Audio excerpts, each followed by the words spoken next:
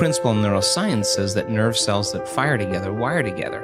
You keep thinking the same way, making the same choices, demonstrating the same habits, creating the same experiences that stamp the same networks of neurons into the same patterns, all for the familiar feeling called you. And you do that for 10 years on end. You're going to begin to hardwire certain patterns in your brain that becomes your identity. And by the time we're 35 years old, it kind of becomes fixed, right? And psychology used to say that you can't change that, but we now know that you can. Henry David Thoreau had probably the greatest definition of success that I have ever heard. He said, if you advance confidently in the direction of your own dreams and endeavor to live the life which you have imagined, you will meet with a success unexpected in common hours. It will chase after you if you can place into your imagination what it is that you would like to attract and begin to feel it. That which you feel yourself to be, you are. And you are given that which you are. So assume the feeling that would be yours were you already in possession of your wish. And your wish must be realized. So live in the feeling of being the one you want to be, and that you shall be. Inspire yourself into the right direction. Look, find things to latch onto, hook on to things that inspire you, fill your eyes and your soul with them, and know that this is your power. This is the advantage you have over everyone else. You fill yourself up with things that inspire you and fuel you day after day after day. See, if you're playing it safe, you're not going to win. If you're playing it safe, like that old saying, you know, you were taught when you're a little girl, better to be safe than sorry. Well, that's a bunch of crap. It's not better to be safe than sorry. It's by trying things that you figure out how far you can go. You got to get outside the box.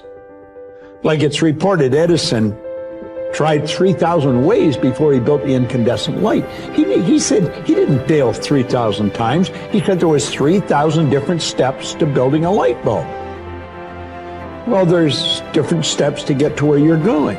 And I really do treat winning and losing exactly the same. I do not let it upset me. So as you begin to look at this decade and affirming that this is your decade, as you set goals that will make you stretch, that will bring out the best in you, as you begin to remove the negative, toxic people from your life, as you decide to take some chances in life, and that's one of the things that's very important. This God said, if you're not willing to risk, you cannot grow.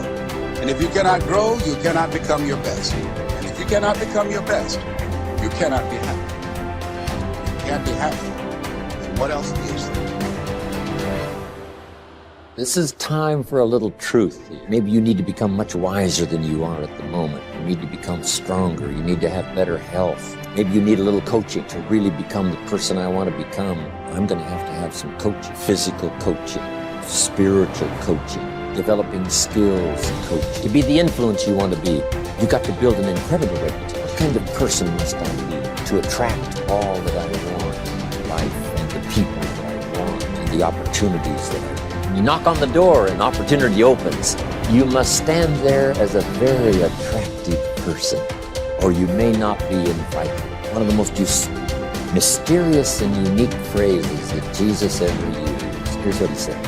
I stand at the door, and if you opened the door, would you probably invite him in? This extraordinary person.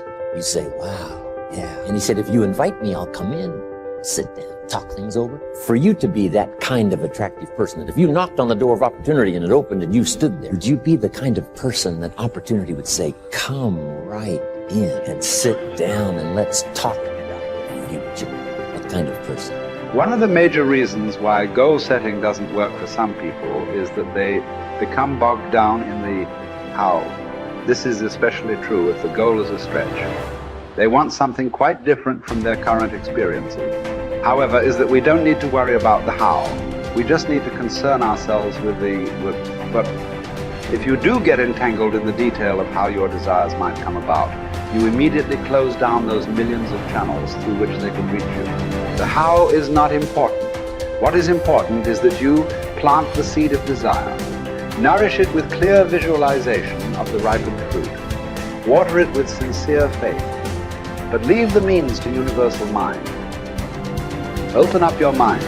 Clear out the channels of thought. Keep yourself in a state of receptivity. Gain a mental attitude in which you are constantly expecting good. It is these positive expectations that are so critical to success. When looking at the tiniest building blocks of life, scientists were astounded to discover that the particles behave differently depending on what the scientists observing them expected. It's the same in your life. We will rise or fall to meet our expectations, or those others afterwards. No doubt you will have heard of the self-fulfilling prophecy. But do you know who first coined the term? It was a sociologist called Robert K. Merton. In his book, Social Theory and Social Structure, he states, "The self-fulfilling prophecy is, in the beginning, a false definite of the situations, evoking a new behavior which makes the original false conception come true.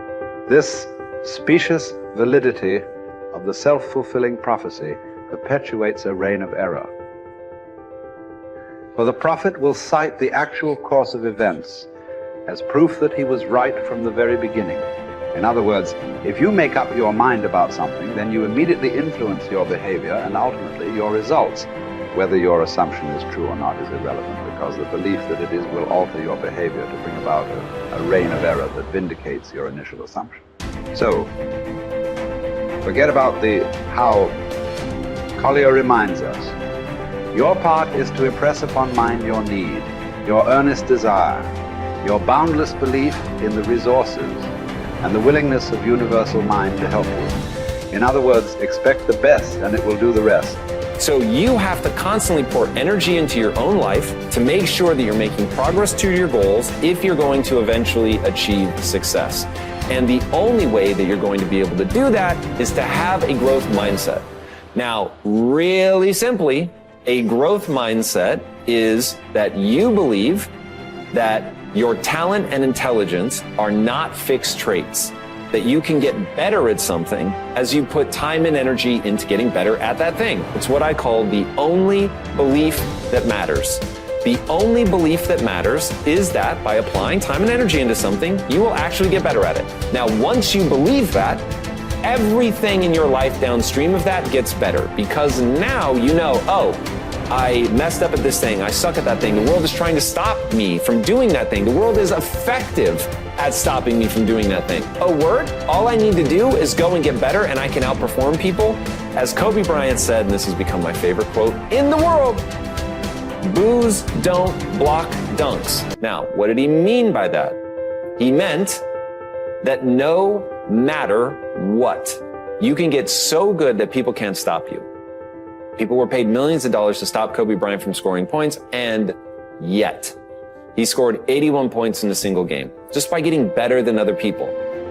Getting better than other people requires you to have a growth mindset. That's the growth part. You're going to get better so that when you fail, and you will fail over and over and over and over and over and over and over again, and it's going to be embarrassing and it's going to hurt and all that, but when you fail, if you believe, oh, failing means that I'm a failure because my talent and intelligence are fixed traits, there's nothing I can do to get better, you will stop. Why wouldn't you? It's the only thing that makes sense.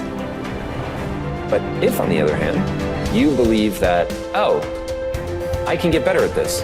I'm not good enough yet, but I can get good enough by applying time and energy into getting better. So now you'll apply that time and energy because you believe that it will yield the outcome that you want. And that is why it is so critical to get your mind right so that you can run that loop of the physics of progress.